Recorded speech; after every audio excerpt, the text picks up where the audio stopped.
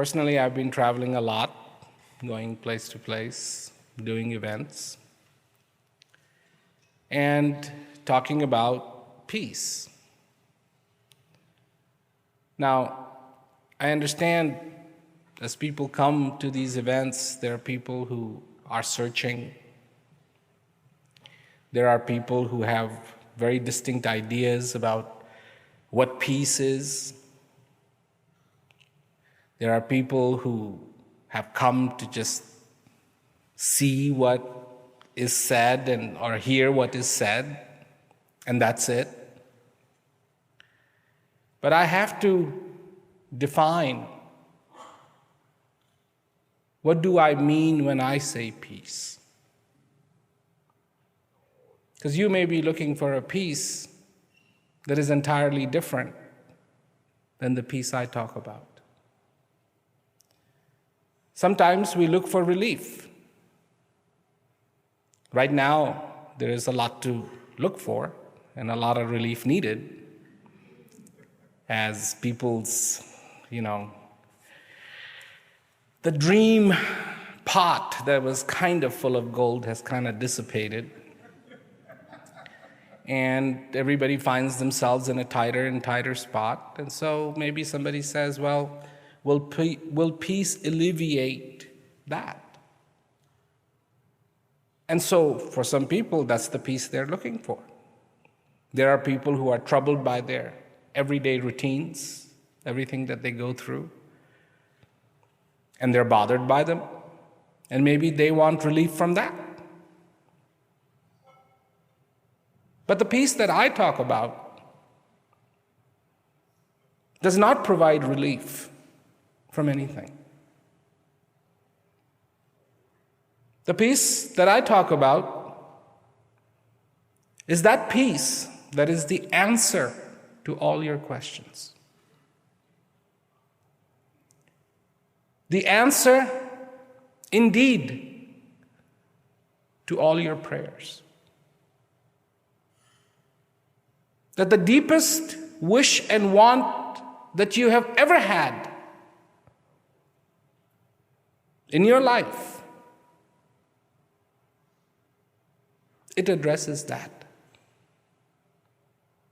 It addresses the fundamentals of who you are. Now, you've all heard that there is more to you than you realize. Maybe you have come across books, you have looked at it, maybe you have come across as Eastern philosophy. People like to have labels. Somehow people think that if things have labels, they're easily understood, easy to communicate with. People like to put name tags so that everybody can know they're John. I don't have anything against that. But think about it. What if we looked at the sun and said, beautiful, incredible? What if we looked at the moon and said, incredible? Without asking that one question, what is it called? What inspires us to go around tagging with the name, and that is called, today we were flying over the Grand Canyon, and it was like, well, there it is, the Grand Canyon. And yet, would it not be beautiful if it had no name? Do you have the level of understanding in your life that you can look at something beautiful and admire it without calling it anything? And some people do and some people don't. What is it called? What is it called? What is it called? What is it called? What is it called? And in what is it called? In the interest of labeling everything, so much value has been just thrown out the window. One big one that everybody wants to label is God. Instead of looking and understanding that, my God, there is a power that makes me alive, that keeps everything the way it is. And I'm very thankful to that power. I am. But no, I have to say something. And what is it? I have to say, God. And of course you realize, once you have a label, the friendly gloves are off. And the fighting gloves are on. Because now nobody dare cross the lines, because the labels have created lines. Are you talking about the Hindu God? And you talk about bad translation. Hindus don't have many gods. That is an absolute, categorical, wrong mistranslation. They have a lot of deities, but they only have one God. But because the label had to come, do you believe in God? People will ask you that. Do you believe in God?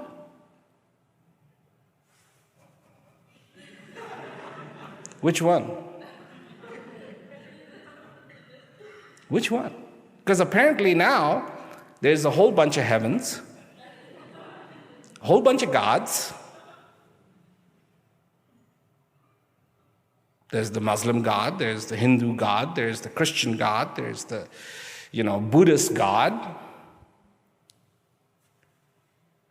Because of labels. Somebody had to say that power must be called something. How can you give a label to that power that was there before you, will be there after you existed?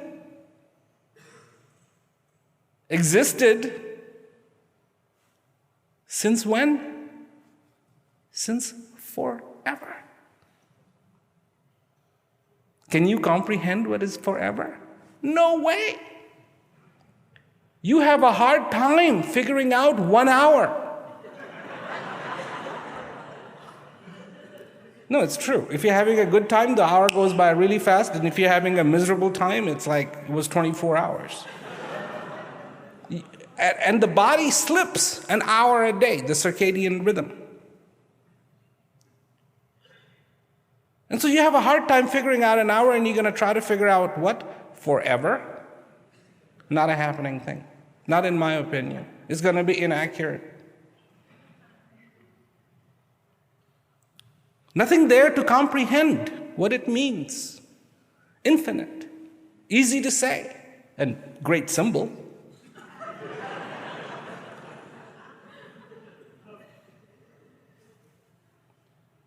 But does it really signify?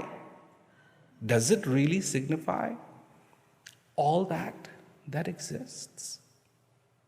And all that will exist? And all that has already existed?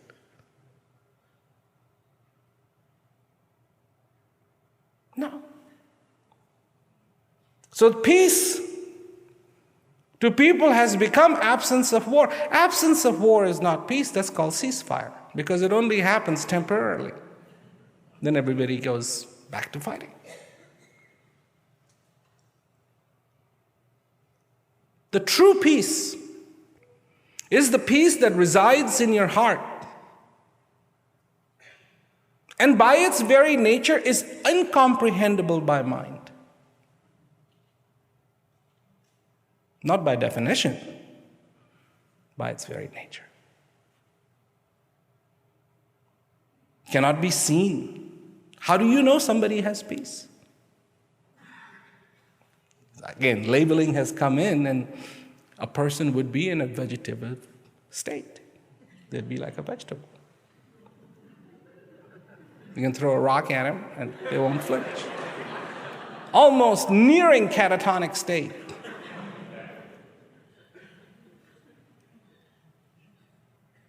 somebody who will glow.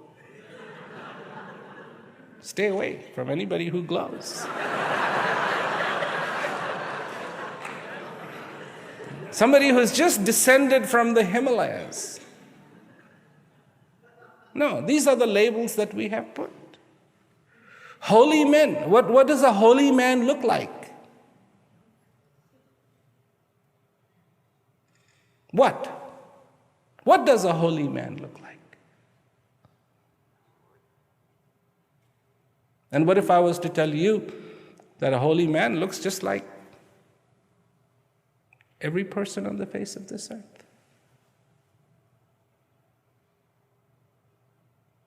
Because if that power, that energy is inside of you, which, and there's a good way you can tell. There is a marker which you can use. If that energy is inside of you, you will find yourself alive. And when that energy is no longer inside of you, you will find yourself dead. But then it'll be very hard to identify anything. And if that energy is what makes holy holy, and if that energy is inside of you, then you, by every standard, are the Holy One. I tell people, why are you searching? People come to me, I'm searching. Why are you searching? You will never find it by searching. You won't. Because the assumption in searching is that you lost it. But if you never lost it, how are you going to find it? You tell me. Where would you look? And you never lost it. The peace that I talk about, that is the answer to every prayer that you have ever had, is inside of you. That you indeed are an ocean of answers. Kabir said something very beautiful. That a drop resides in the ocean. Everyone knows. But that an ocean resides in a drop, only very few know. You are that drop in which an ocean resides.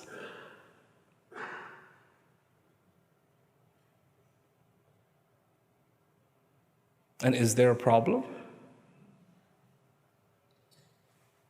Only one.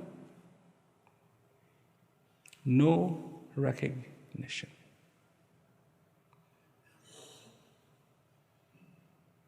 I know that a peacock knows it's a peacock.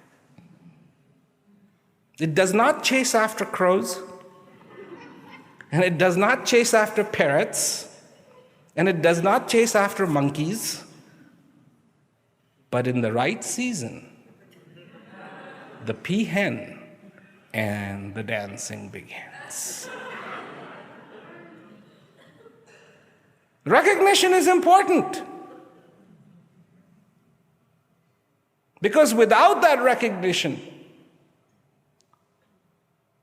this peacock would be dancing for crows, would be dancing for cars, would be dancing for everything in between. Recognition is important because it brings a beauty into a person's life.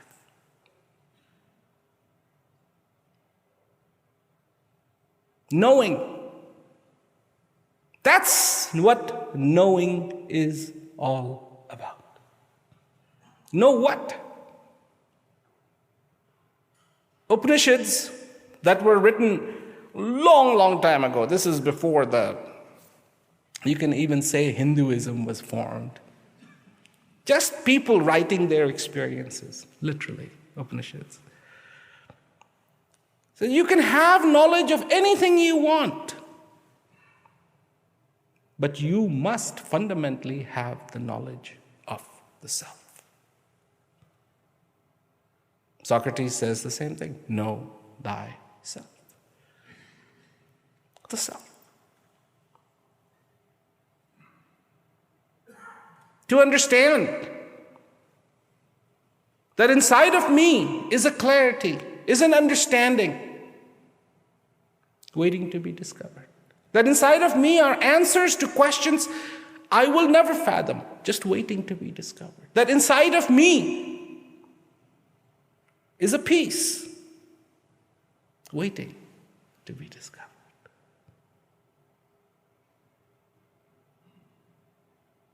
That I am, as a human being on the face of this earth, not something helpless, but the power and the help that has been provided to me is almost beyond comprehension. But I do not recognize it. To have come on the face of this earth and just to focus on a very narrow spectrum. And what is that narrow spectrum? The mantra. Get a job. Get a job. Get a job. Get a job. And once you get, the mantra will get a job, will get you a job. Then when you get a job, get a promotion. Get a promotion. Get a promotion. Get a promotion. Make more money. Make more money. Make more money. Now, before you know it, in fact, retire. Retire. Retire. And people retire and it's all like, what do I do with myself? What do I do with myself? Because the whole focus was there. I'm not saying to discard that focus. All I'm saying is, what about the rest of the spectrum? What about all those other things in life?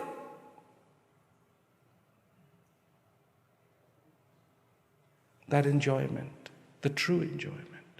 What about that feeling in this life that I am alive? To have the gratitude in this life, to be thankful. And you know, if you want to be thankful in your life, no gratitude can take place unless you have gratification. How can you have gratitude without gratification? And what is one of the meanings of gratification? Fulfillment. To be fulfilled. Some people say, I'm young, I want to explore, I want to do this, I want to do that. And then later in my life, I will look at this.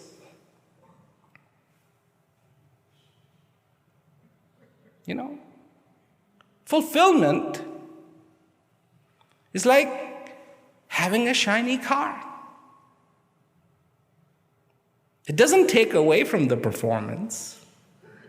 It doesn't take away from anything. It doesn't take away from your responsibilities. A lot of people think that to have peace, to pursue peace in my life, I will have to go to the Orient. Hey, everybody in the Orient wants to come here.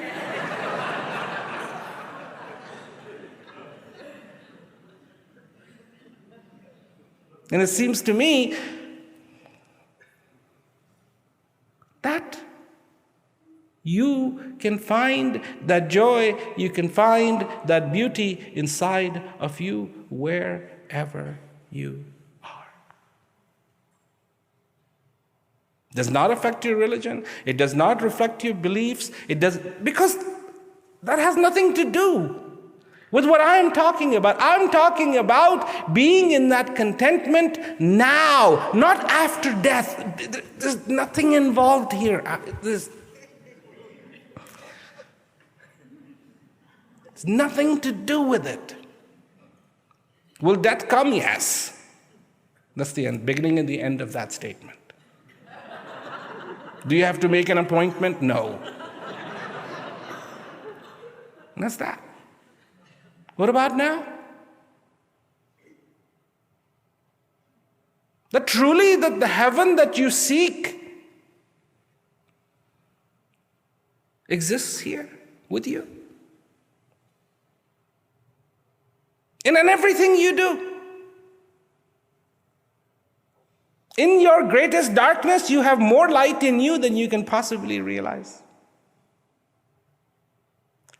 When you feel hated, you have more love in you than you can possibly recognize. When you feel stupid, you have more wisdom in you than you would ever know what to do with. When you are in doubt, you have more clarity in you than you could ever fathom. See, that's my message. That's my message. My whole agenda, if you will, is to go around the world and talk to people and say, look, I know you're caught up in whatever you are caught up in, and if you want to stay caught up in it, stay caught up in it.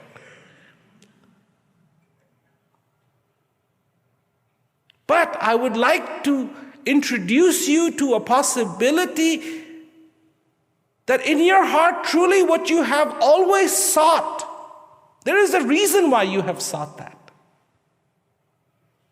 There is a reason why you have ears. It's not just God said, well, let's put a couple of things on either side. Kind of looks strange without them. No. The Creator didn't say, we got to put something here. Let's put a nose.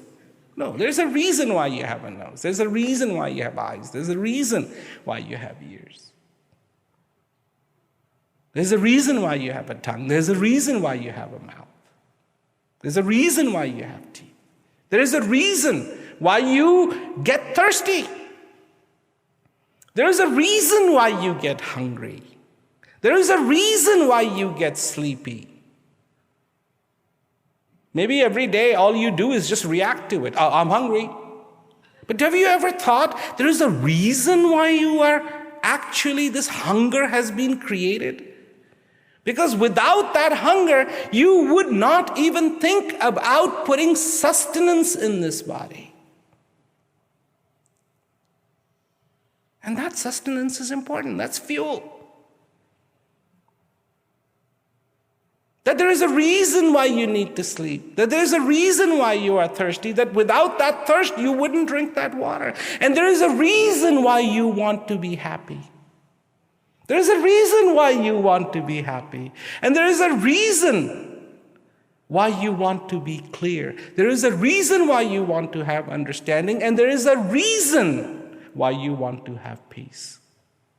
And along with these reasons also comes the first clue that these elements are available to you. Water was made available. In fact, 70% of you is water. And you need it.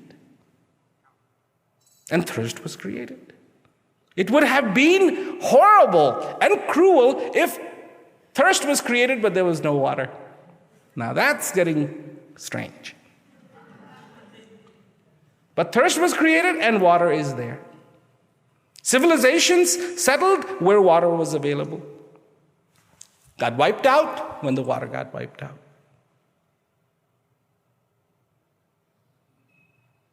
Peace is there.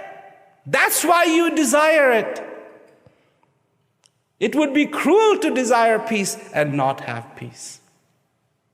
It would be cruel to desire clarity and not have clarity. It would be cruel to desire true happiness and not have happiness. But all of those things that you really want in your lives, thirst for in your life, those simple basic elements, that's what makes us a human being. We can laugh. Yes, we can cry, but we can laugh. And laugh is something special. Because in that laughter we express I'm happy. That smile when all is well. All is well. That the moment came in your life and you didn't let it just slip past, but you grabbed it. That every drop of rain means something to you. And especially when that rain is the rain of peace, the rain of joy, the rain of understanding, that it means something to you. That this life means something to you. That every day that comes means something to you. Not just another day, another number, another label on a calendar, Sunday, Monday, Tuesday, Wednesday, Thursday, Friday, to be repeated again. Only to be distinguished by numbers 1, 2, 3, 4, 5, 6. To be further distinguished by months, the groupings of these numbers. January, February, March. Hey, average lifespan, 70 years, only equates to 25,550 days.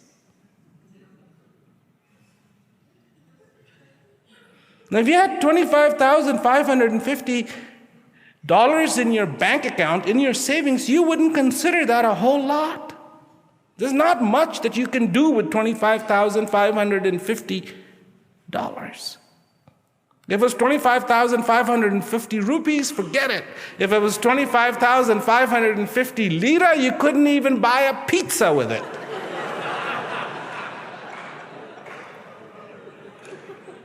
Or even half a pizza.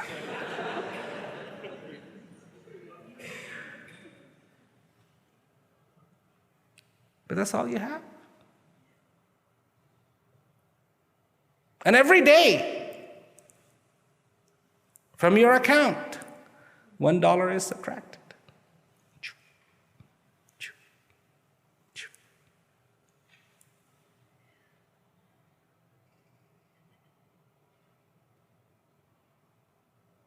The thing is, we cannot be in planning stage. People go into planning mode, right? Oh yeah, because there's a lot of people, they're planning for their heaven. Yeah, I've got to do this, and I've got to do this, and I've got to do this, and I've got to do this. And so when I die, I'll be welcomed through the gates. Gates? Gates? Gates imply a wall. I mean, why would you have gates and no wall? Right?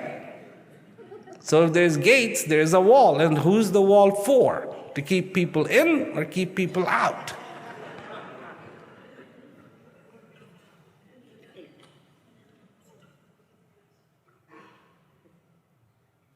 And what have we done with our labels? Made that God extremely judgmental.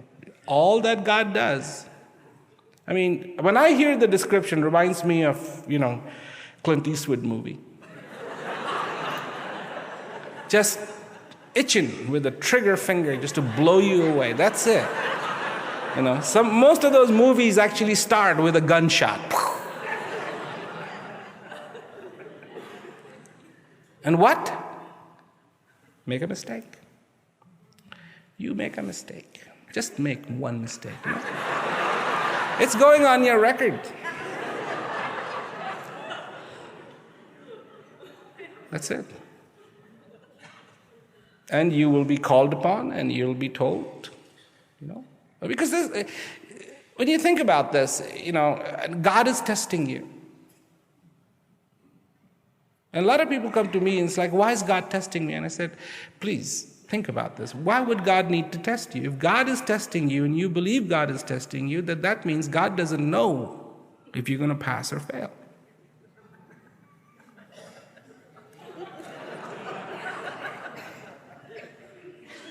Why test a person if you know they're going to pass?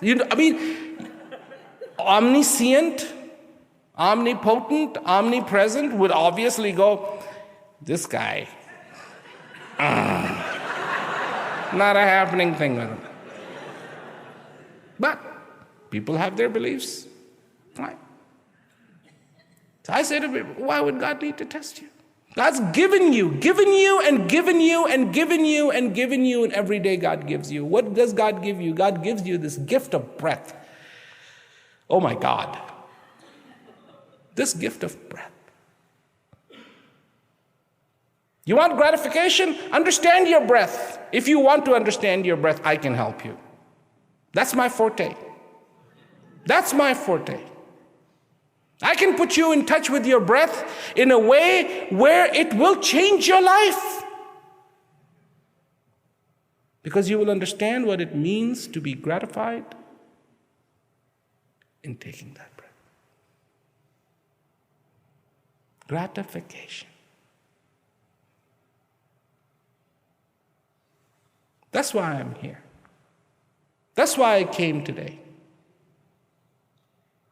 I've got other events happening. Before this, there was events on the West Coast. Before that, there were events in Europe. Before that, there were events in India. After this, there's events in South America, then Africa, then Pacific, India. I mean, all of those places. And what do I tell people? Your life now has to mean something. Has to mean something. It's too much of a coincidence of all the things that are here that the sun has to rise. I mean, of course. But why does it have to look beautiful? The sun has to set, of course. But why does it have to look beautiful? And where do you think that beauty is? Where do you think that beauty is? In the sun? No, no way. You think that the beauty is in the atmosphere? No way. The beauty is in you. The beauty is in you. The sunrise is just a catalyst. The sunset is just a catalyst. The full moon is just a catalyst. The beauty is in you. To have come, to be alive.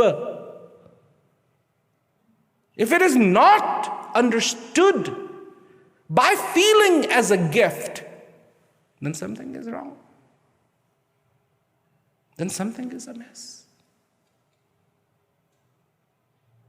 Regardless of all your accomplishments, whatever you have accomplished, if you have not taken care of the fundamental thing, nothing is going to mean anything. You can pack your bags. You can buy the best car. You can have the best driver. You can have the best road to drive on. But if you forgot the fuel, you're not going to many places. Not much is going to happen. I'm here for the basics, for the fundamentals. And this is the problem. People who are listening to me for the first time are going, okay, so show us. How do we do this? How? See, you are more concerned about the how. I'm not.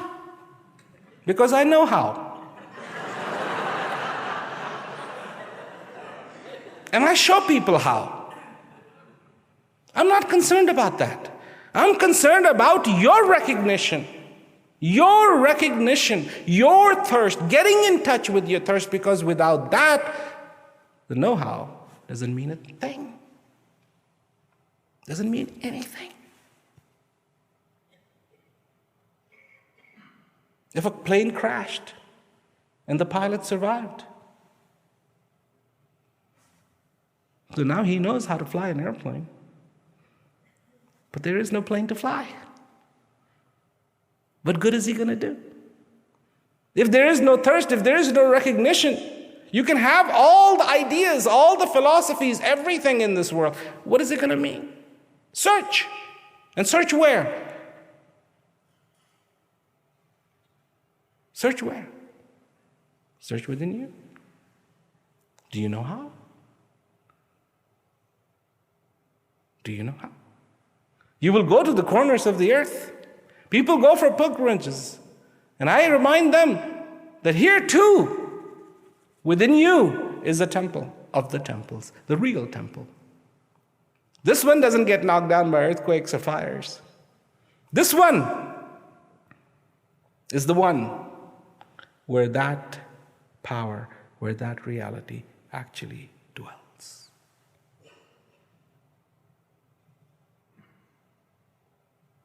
But you don't know how to make that pilgrimage. To go within. And what happens when you do? There's the beauty, the gentleness, and the strength. The gentlest and yet powerful strength. That's what happens. Why? How? Because it is meant to be. The sweetness of water depends on the amount of thirst. The taste of the food, believe it or not, actually depends on hunger. If you're not hungry, you can put very good stuff in your mouth and be like, it's okay. And when you're hungry, you can put stale Ritz crackers in your mouth and go, God, they taste good.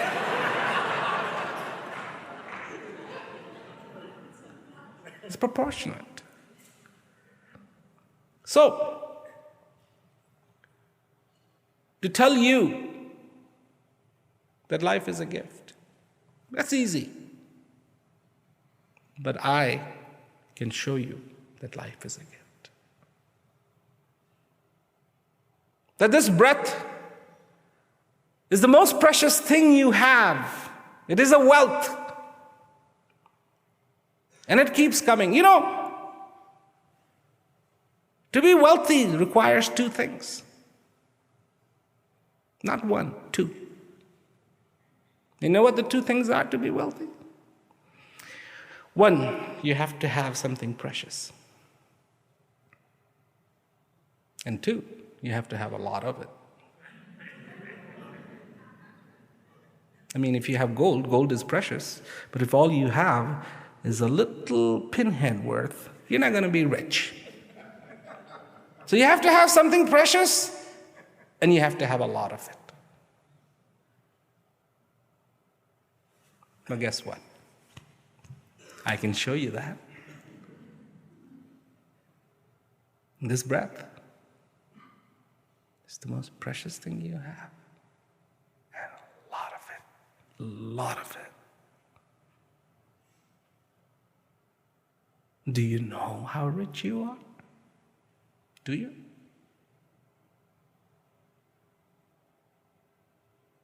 Or do you feel poor? Poor. Well, you have riches beyond belief. And happens every day. Happens every night. And happens again and again and again and again. And be rest assured that one day it will not be. And I only mention that even this riches has a limit.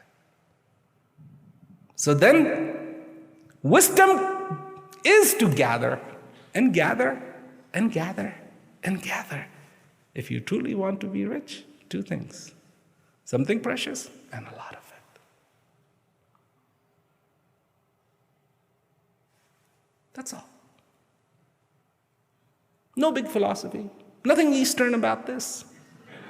Nothing Western about this. Just human being. That's who you are. Of course, there's pain, there's suffering. You can, when some things happen that are painful, you will feel pain. Because that's what this machine is. This feels.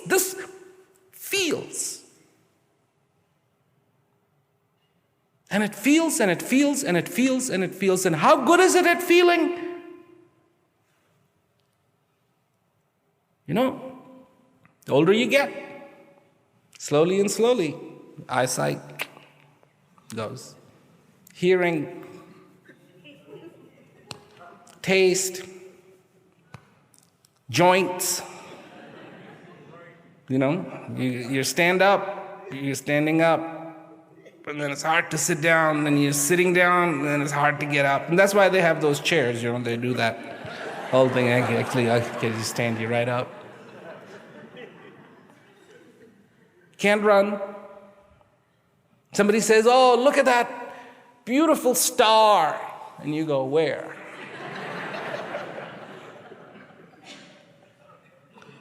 Listen to that beautiful bird singing. And I go, what? Where? I don't hear any bird. But realize one thing. Even though your body has been failing, but do you understand that your ability to enjoy has not wavered one bit?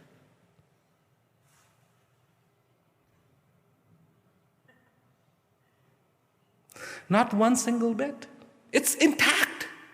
I mean, what a machine this is. This is like, I'll get you home. All the tires blow, don't worry. Run out of gas, don't worry. The engine blows, no problem. Windshield goes, no problem. Steering wheel, I'll get you home. I mean, fail safe. All right, so your knees are not working, your ankles are not working, your eyes are not working. But guess what? You can still enjoy. Then, if you have such a machine,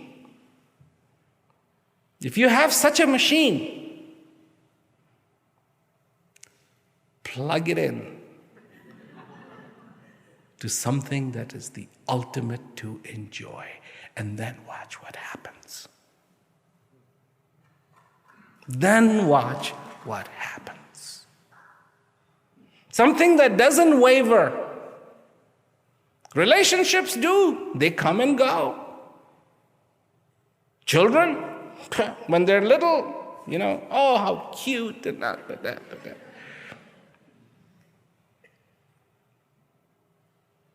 I have a grandson. He's almost 7 months old. And, he's gotten very, very cute. He weighs a ton. I don't know what he's got inside of him. Lead acid batteries or something. But, I have never held a baby that heavy. In terms of his weight, he's like in the 98th percentile, right up there. And he's really cute, and he loves to eat.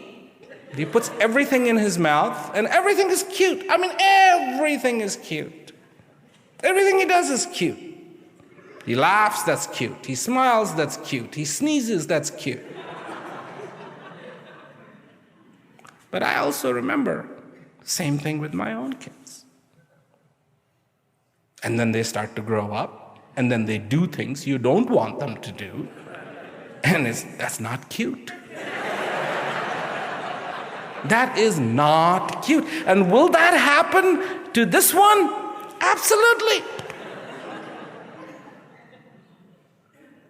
And that's how it is. All these relationships that we have.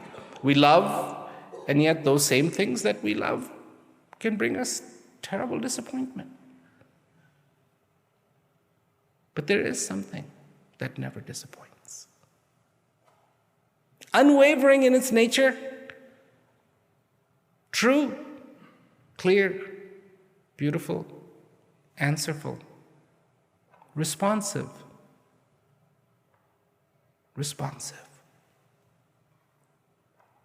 And even in those darkest moments, clarity shines. If you're interested in something like that, that's inside of you.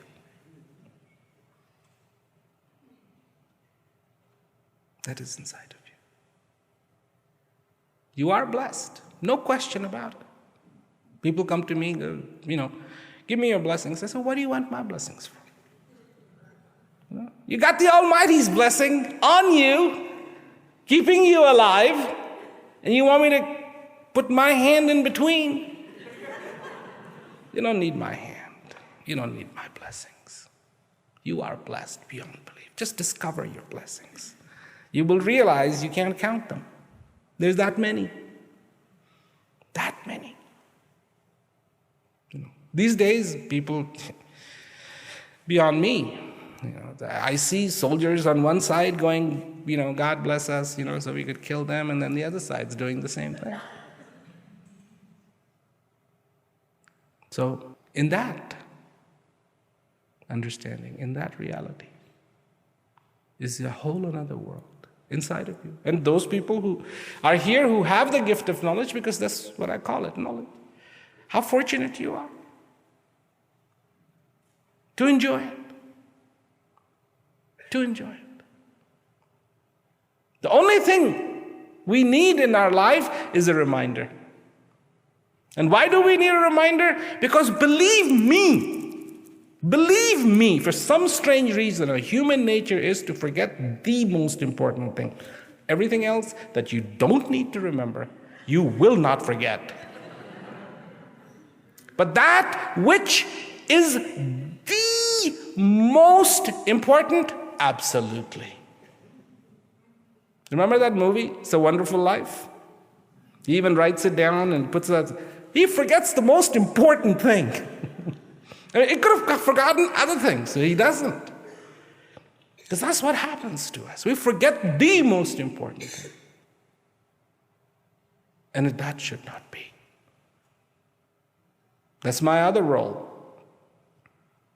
That's what I do. I remind people, don't forget. Don't forget.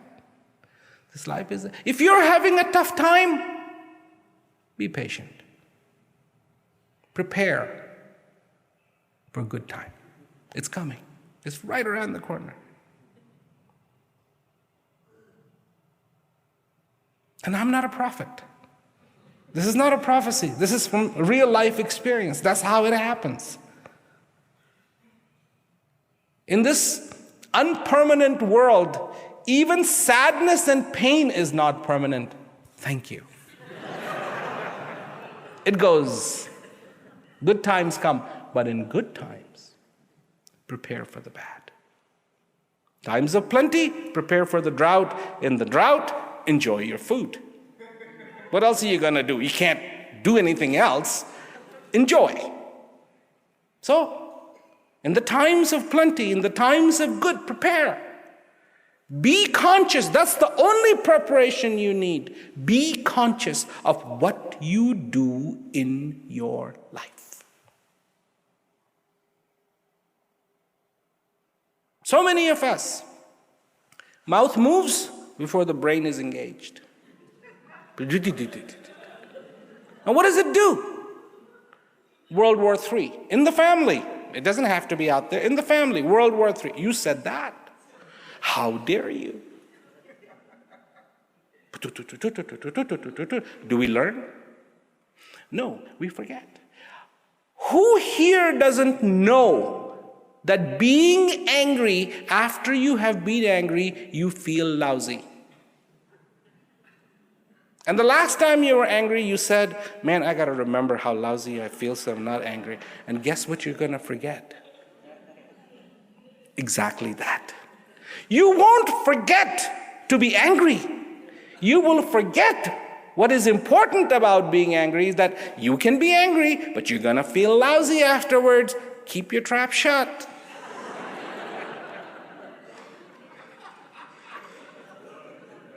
Just for a few seconds. That's all. Few seconds is all it takes.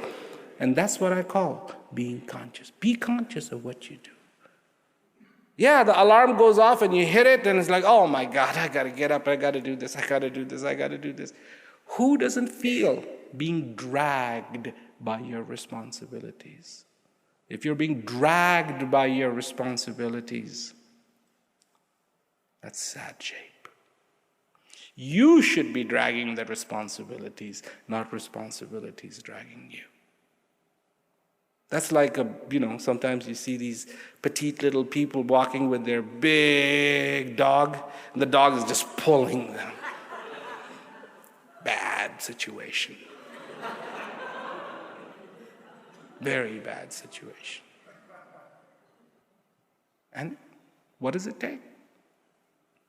It takes consciousness. And what does it take to be conscious? It takes clarity. And what does it take to be clear? It takes recognition. And what does it take to have recognition? The know-how. To be able to go inside and feel that feeling. Because once you feel that feeling, you understand. The entire deck is laid out in front. You can see it. Of course, as soon as you go nose in, first, you lose consciousness. You're doing things on automatic, like a robot. This. I have to. And then what do people say? I don't have the time. Well, of course you don't have the time. Time has you. You never had the time. Time's got you by the grip. Don't let another day go by without understanding what it means to be alive. Don't. Practice. Those of you who have knowledge, practice. Those of you who are aspiring to receive knowledge, I hope, keep aspiring and I hope you receive it. Because the process now is very clear. Listen, make up your mind. This isn't one of those instant things, guys. This isn't instant coffee, and this isn't instant tea, and this isn't instant soup. This is something you have to decide you want in your life. Why? Because this is the only thing I know of that you can have for the rest of your life.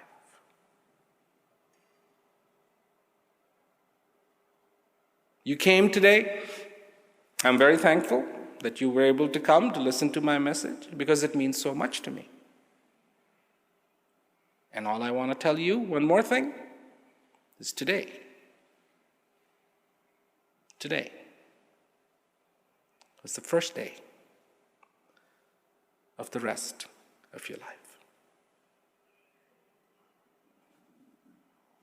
And tomorrow will be the first day for the rest of your life.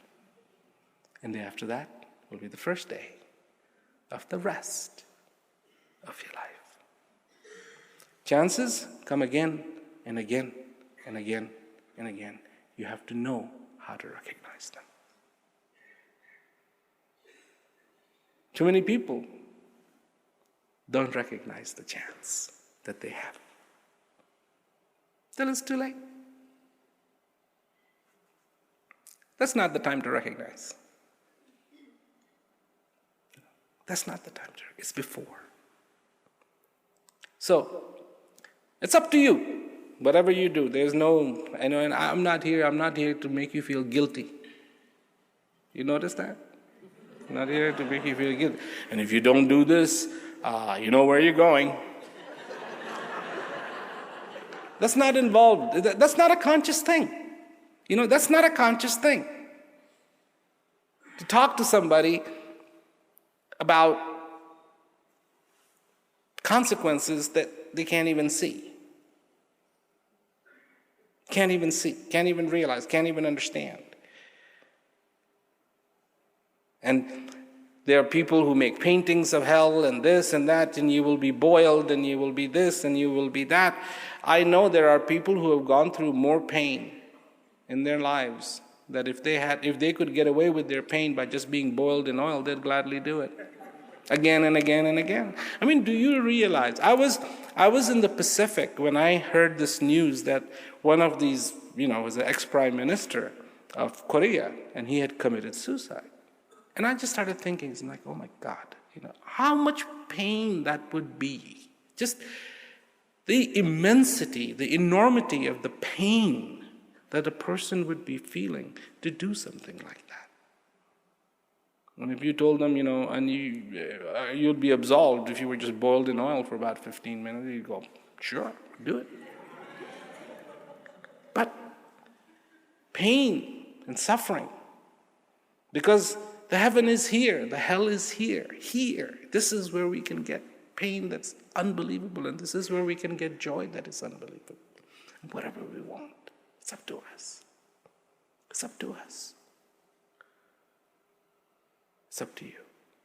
It's up to me every day. Every day. Every day. Every day. Every day. Every day. And so, is every day of my life perfect? No. No, it's not. But at the same token, to be reminded, to remember, and move forward. Move forward and move forward. And maybe the next day be a little more conscious. That's perfectly good, perfectly acceptable, perfectly okay. That is the perfectness. Perfection isn't, the pea that cannot be cooked. That's not a perfect pea, in my opinion. That pea can be cooked, and if it can be cooked, then it can be overcooked, and it can be undercooked. And that's what makes a pea a perfect pea.